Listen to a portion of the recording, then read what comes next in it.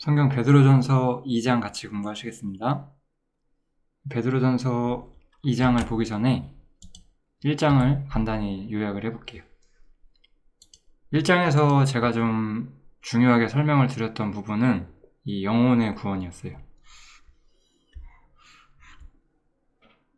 이게 우리가 성경이라는 것을 우리 입장이 아니라 성경 전체 입장을 한번 보시면 성경은 창세기부터 말라기라고 해서 39권이죠, 총. 39권의 구약 성경이라는 게 있었어요. 그리고 나서 신구약 중간기라고 하거든요.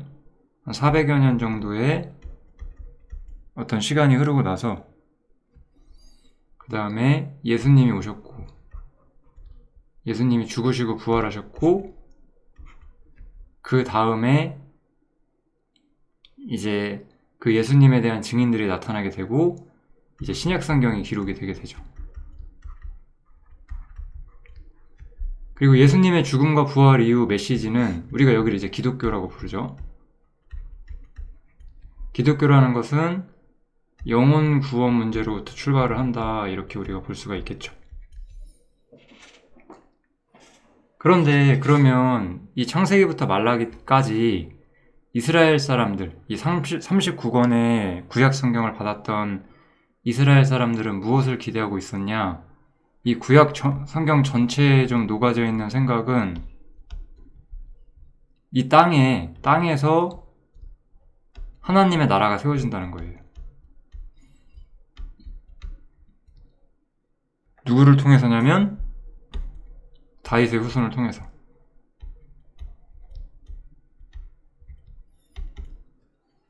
그래서 지금도 이스라엘 민족이 그렇게 예루살렘 땅을 차지하려고 하는 거예요. 그래서 맨날 팔레스타인하고 이스라엘하고 전쟁을 하고 이런 일들이 다 성경에 있는 내용들 때문에 그런 거죠. 그래서 이 구약 성경의 사람들은 땅에서 하나님 나라의 복을 얻기를 기다려왔던 사람들이었어요. 그런데 이랬던 사람들이 실제로 자신들에게 약속을 가져다 줄 예수님을 오히려 거절하고 십자가에 못 박게 된 거죠. 그렇죠? 그럼 이렇게 땅에서 이스라엘이 예수님을 거절했어요. 그러면 이제 이스라엘은 어떻게 돼야 되는 것이냐? 당연히 더 큰 심판을 받아야 되는 거겠죠. 그렇지만 여기서 우리는 또 다른 내용을 볼 수 있는데, 이렇게 예수가 죽고 부활하는 것이 사실은 영혼 구원을 위한, 모든 사람이 더 큰 복을 얻기 위한 하나님의 뜻이었다. 성경은 이것을 밝히고 있는 거죠. 이거를 마귀가 몰랐다는 거예요. 우리가 성경에 보면은 마귀가 하나님의 계획을 저지시키려고 하는데 오히려 전혀 저지시키지 못하고 자신의 머리가 깨진다라고 우리가 성경을 볼 수가 있는데, 마귀는 이 땅에 하나님 나라가 세워지는 걸 막으려고 했어요. 그래서 예수님을 죽였죠. 사실 마귀의 충동에 의해서. 근데 그것이 마귀가 승리한 걸까요? 아니죠. 오히려 하나님과 예수님께서 승리하신 거죠. 죽음으로 승리하신 거예요. 왜냐? 그것을 통해서 이 영혼 구원이라고 하는 위대한 진리가 세상에 드러나게 된 거거든요. 베드로전서는 이스라엘 민족에게 쓴 성경이에요. 이스라엘 민족에게 쓴 성경이기 때문에 그 사람들한테 영혼 구원이라는 것은 굉장히 생소한 주제였다는 거예요. 우리는 기독교 시대에 살고 있고, 우리는 처음부터 이쪽 부분, 이 구약 이야기들을 거의 전하지 않고 영혼 구원을 먼저 전해요. 그래서 우리한테는 이것이 굉장히 익숙하죠. 하지만 우리가 영혼 구원에 익숙하다고 해서 그 영혼 구원만 생각하고 성경을 유심히 읽지 않는다면은 우리는 많은 걸 놓칠 수가 있어요. 그래서 우리도 베드로전서에서 이 땅에 대한 하나님의 생각들, 이런 것들도 우리가 잘 봐야 될 필요가 있습니다. 그런 거 잘 기억해 주시면서 이 베드로전서 2장 보시면 될 것 같아요. 그래서 영혼의 구원이 중요한 문제가 됐고, 나머지는 생활적인 걸 이야기했어요. 하나님께서 내가 거룩하니 너희도 거룩하라 하신 것처럼 우리도 이제 하나님을 향해 구별된 사람들이 되어야 한다.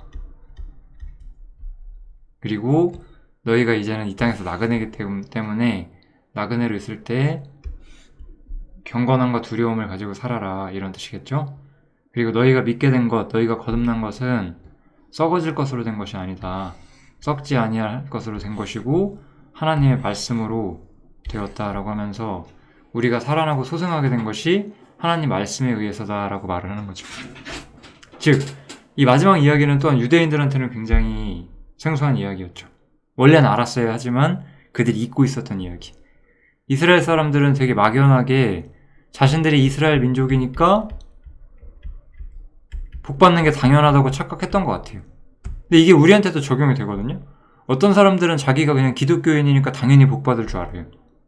전혀 그런 내용이 아니거든요, 성경은. 그죠?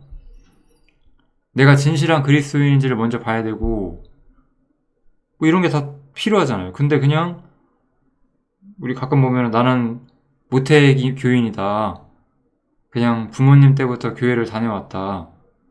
내가 그래서 교회를 몇십 년 다녔다. 그거 아무 소용이 없잖아요.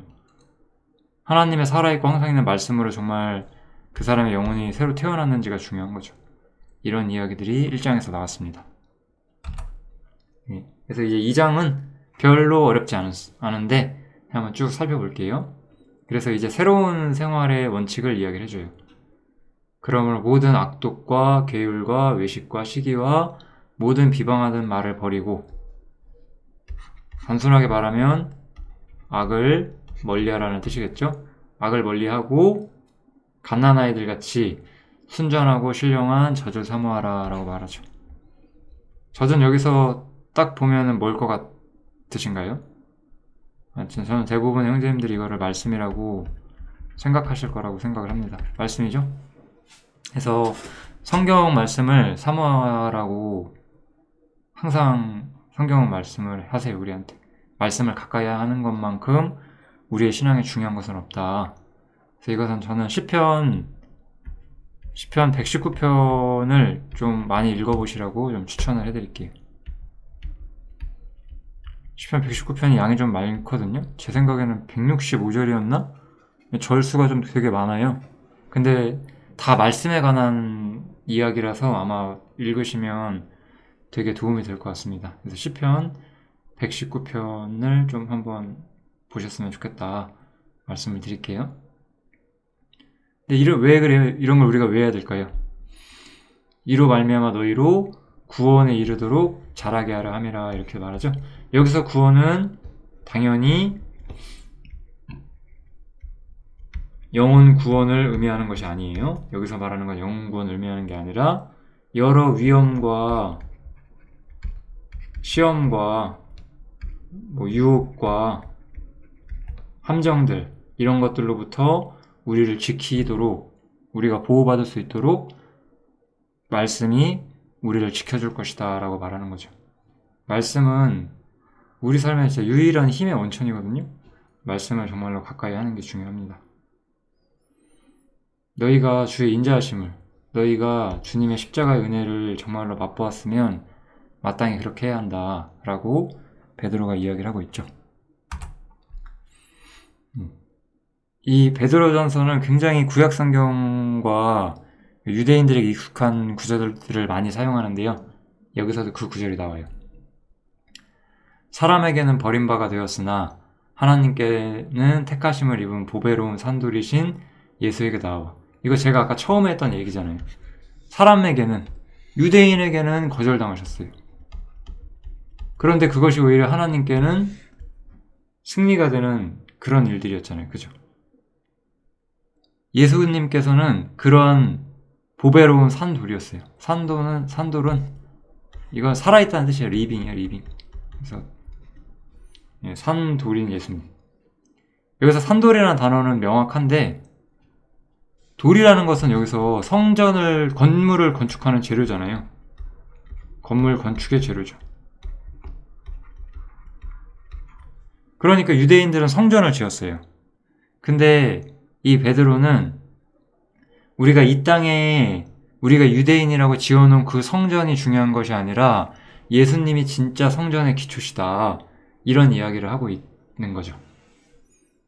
그래서 너희도 산돌같이 신령한 집으로 세워져야 한다. 이렇게 말을 하는 거예요. 그리고 나서 예수 그리스도로 말미암아 하나님이 기쁘시게 받으실 신령한 제사를 드릴 거룩한 제사장이 되어야 한다. 그러니까 이거는 유대교와는 다른 거예요. 유대교라는 건 어땠어요? 유대교에는 돌로 만든 성전이 있었죠. 그죠? 그 다음에 여기서 말한 것처럼 제사장들이 제사를 지냈어요. 이 사람들은 이제 사실 레위 지파죠. 이스라엘의 여러 지파 중에 레위 지파라는 지파가 있죠. 근데 이러한 유대교가 사실 주님을 거절했잖아요. 그러니까 이제 이런 문제는 이제 우리들한테 끝났다는 거죠. 그래서 우리는 유대인으로서가 아니라 우리 개인으로서 우리는 산돌로서 그 주님과 함께 세워져야 되는 거고, 성전으로. 그러니까 이거는 보이지 않는 하늘의 성전이라고 봐야 되겠죠. 하늘 성전 혹은 하나님의 처소, 여기 말하는 것처럼 하나님의 집 위로 세워져 가는 거죠. 그래서 우리는 레위 지파만 제사장인 것이 아니라 우리는 전부 다 하나님께 당당히 나아가는 제사장들이다.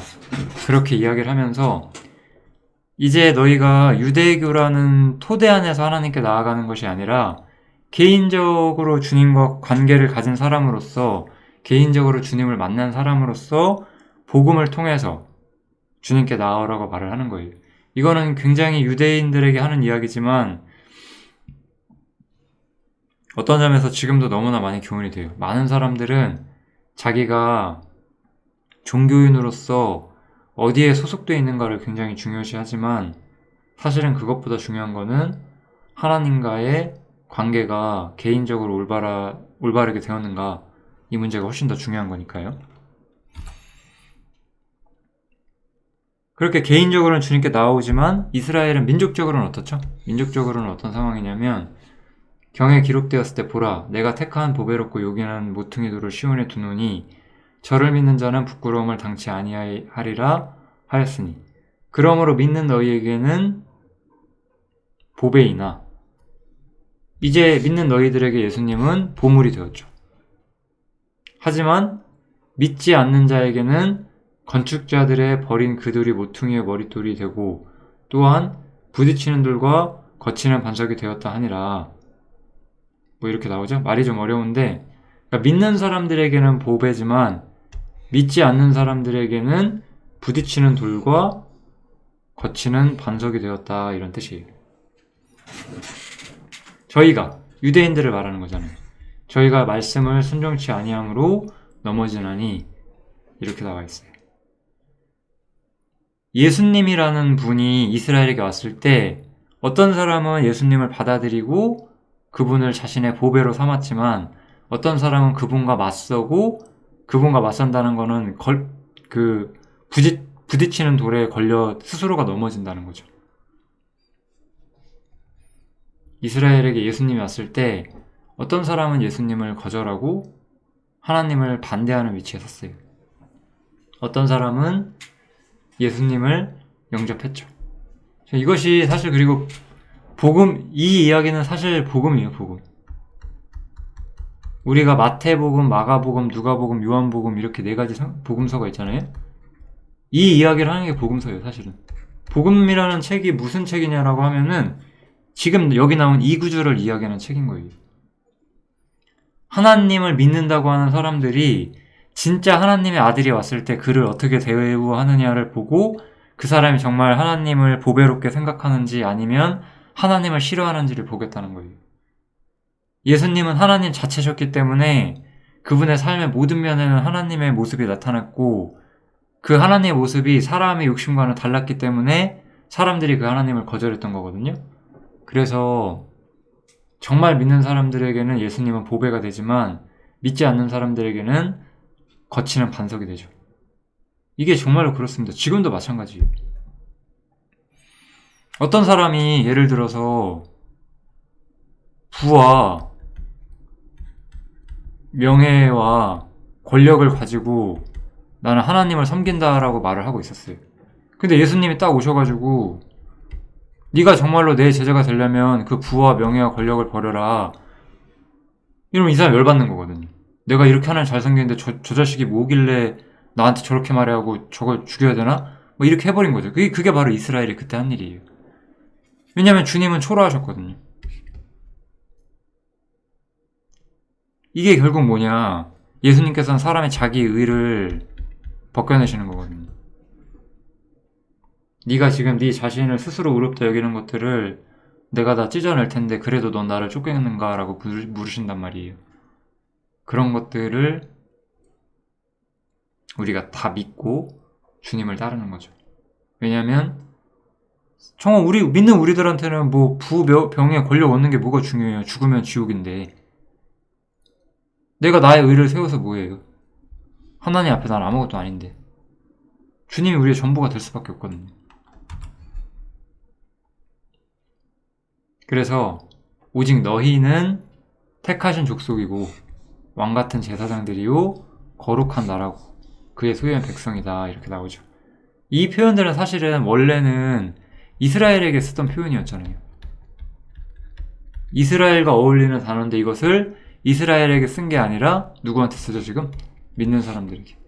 그러니까 이제는 이스라엘이 택하신 족속이고 이스라엘이 왕같은 제사장이고 이스라엘이 거룩한 나라가 아니라 믿는 사람이 택하신 족속이고 왕같은 제사장이고 거룩한 나라고 그의 소유된 백성이다. 이렇게 이해를 하면 되는 거죠. 근데 왜 하나님께서는 우리를 이렇게 부르신 거죠? 이게 우리가 살아야 되는 이유가 되겠죠? 왜 하나님께서는 우리를 부르셨는지. 너희를 어두운 데서 불러내어 그의 기이한 빛에 들어가게 하신 자의 아름다운 덕을 선전하게 하려 하심이라 그러잖아요. 죄인인 우리를 불러다가 하나님 나라로 불러주신 하나님과 그리스도의 아름다운 덕을 우리가 세상에 선전하기 위해서 그래서 하나님께서 우리를 부르셨대요. 우리는 그래서 하나님이 얼마나 자비로워서 우리를 용서하신 분인지를 이야기를 해야 되는 거예요. 너희가 전에는 백성이 아니더니 이제는 하나님의 백성이요 전에는 긍휼을 얻지 못하였더니 이제는 긍휼을 얻었다. 이렇게 이야기를 하고 있죠. 여기까지가 이제 다시 한번 복음을 정리한 거라고 치면 이제부터 좀 더 생활적인 이야기가 나와요. 사랑하는 자들아 나그네와 행인 같은 너희를 구원하노니 이런 말씀은 너무 공감이 되죠. 우린 이제 나그네와 행인이에요. 이 세상은 잠깐 지나가는 거고 아무것도 아니에요. 내가 무언가를 움켜쥐고 살려고 노력할 필요가 없는 그런 곳이에요. 나그네와 행인 같은 너희를 권하노니 영혼을 거스려 싸우는 육체의 정욕을 제어하라 이렇게 나오죠. 우린 이제 내 육신의 마음의 정욕을 쫓아서 내 맘대로 살 수가 없게 되었어요. 우리는 이제 하나님의 나라로 가는 잠시 이 땅을 거쳐가는 나그네가 되었고 하나님께 우리의 삶을 드려야 하고 우리는 하나님 나라로 걸어가야 되지 이 세상에 멈춰서 세상의 정욕을 쫓아 살면 안 되는 거죠.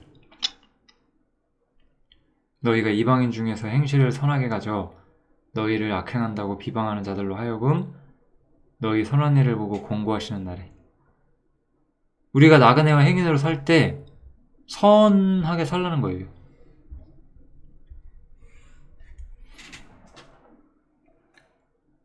어떤 사람들은 우리가 그리스도인이라는 이유로 마음껏 비난해요.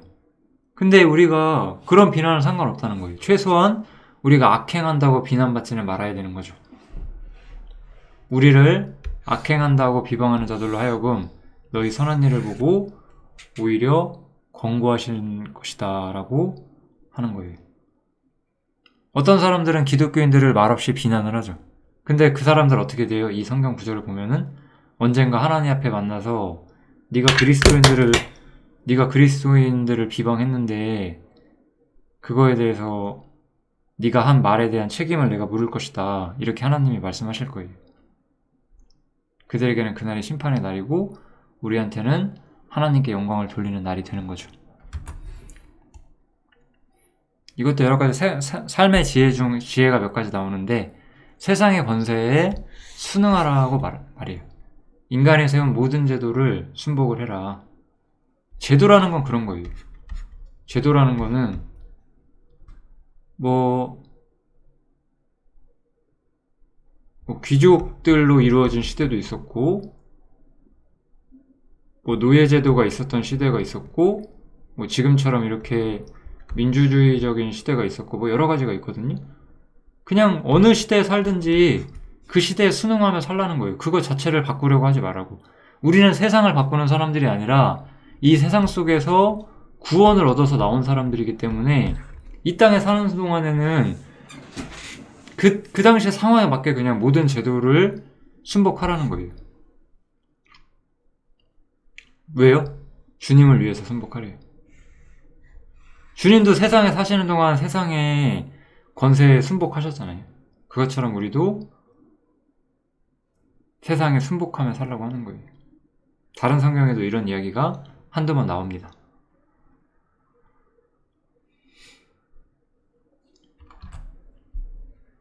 그래서 이제 우리는 어떻게 살아야 되냐? 우리는 사실 자유예요. 우리는 무슨 수도사처럼 막 아무것도 안 하고 절에 들어가야 되고 그런 사람들이 아니거든요.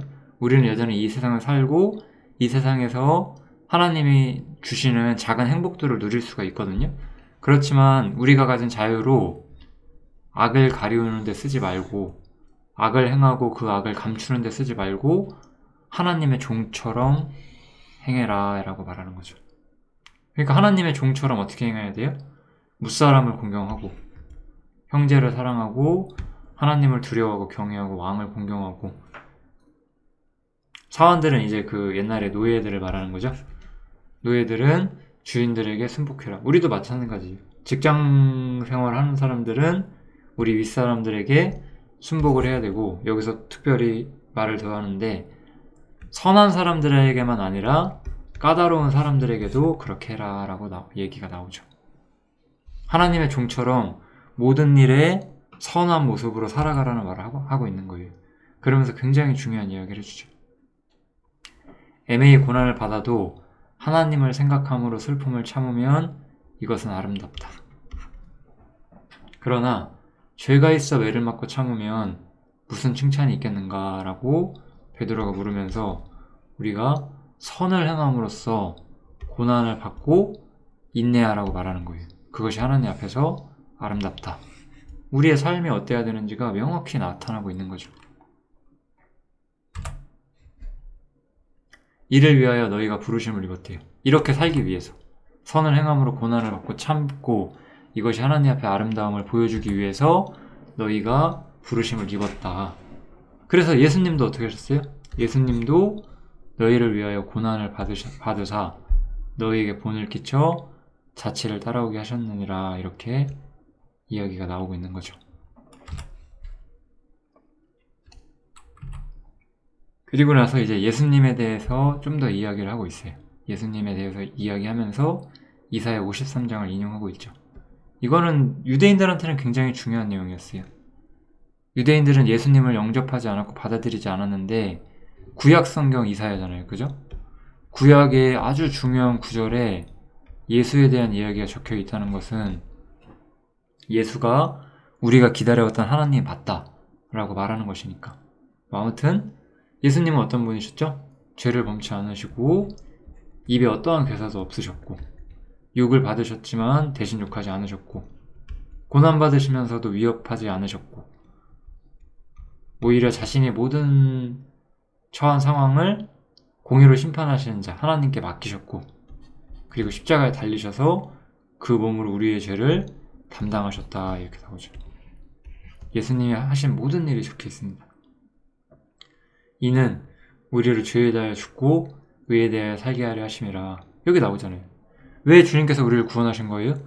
우리가 죄에 대해서는 죽고 의에 대해서는 살게 하시려고. 로마서 6장이랑 굉장히 비슷하죠?